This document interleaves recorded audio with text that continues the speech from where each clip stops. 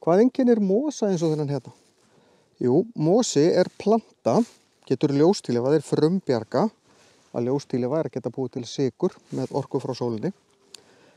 Það er sem sagt ekki að borða eða innbyrða aðrar lífverur eins og til dæmis við þurfum að gera. En mosi er algjörlega einstök planta. Að því leytinu til að mosi er ekki æðplanta. Það er engar æðar til þess að flytja sykurða vatn plöntuna. Gerir það verkum að mosi er alltaf bara svona á jörðinni. Getur ekkert vaxið upp í loftið því að þá fær hann ekki vatn. Mosi er ekki með rætur, heldur svo kallaða rættlinga. Við getum svona með því að kíkja undir mosunni, ég vil nú helst ekki rífa hann mikið upp hérna, en þá sjáum við, hérna náðu hérna í dauða rættlinga hérna undir, þetta er ekki rætur. Þetta gegnir því hlutverki, rættlingarnir, að festa mosan, en rættlingarnir gera voða lítið annað. Þeir geta ekki sogað upp vatn eins og rætur gera og með rótunum kom upp steinefni. Heldur þarf mosin að taka vatnið inn í gegnum laufblöðin. Þess vegna þarf mosi alltaf að vera í frekar röku umhverfi þegar hann getur ekkert sótt vatn og jörðina.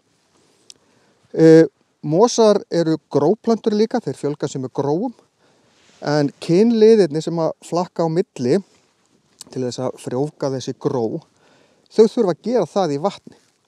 Þannig að mosi er ofsalega háður svona frekar röku umhverfi. Það eru til rúmlega 600 tegundir mosa á Íslandi. Það er ekki nema tæplega 500 tegundir fræplantna. En það er erfitt að greina mosa í tegundir, því að fyrir svona flestum er þetta allt voðalega svipað. En við sjáum alveg að það eru til mismunandi mosar. Mosi getur til dæmis vaxið á steinum af því að hann þarf ekki mold, af því að hann er ekki með rætur, heldur rættlinga sem geta fest sig við steina. Þetta geta aðrar plöntur ekki. En í nýju landi, eins og til dæmis í hraunum, þar sem verður eldgos og kemur upp nýtt hraun, að þegar við horfum á hraun, bara eins og við sjáum hérna er gamalt hraun fyrir aftan mig, þar er mest mosi, vegna þess að það er engin jarðvegur til þess að byrja með. Það er engin mold. Mosin vex upp af steinunum, en þegar mosin bunkast upp og deyr á endanum, að þá verður hann að mold.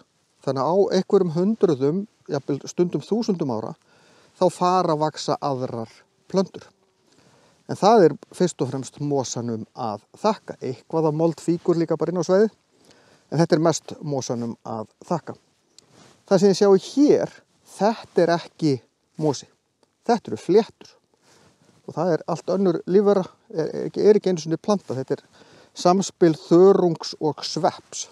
En við tölum kannski um það seinna.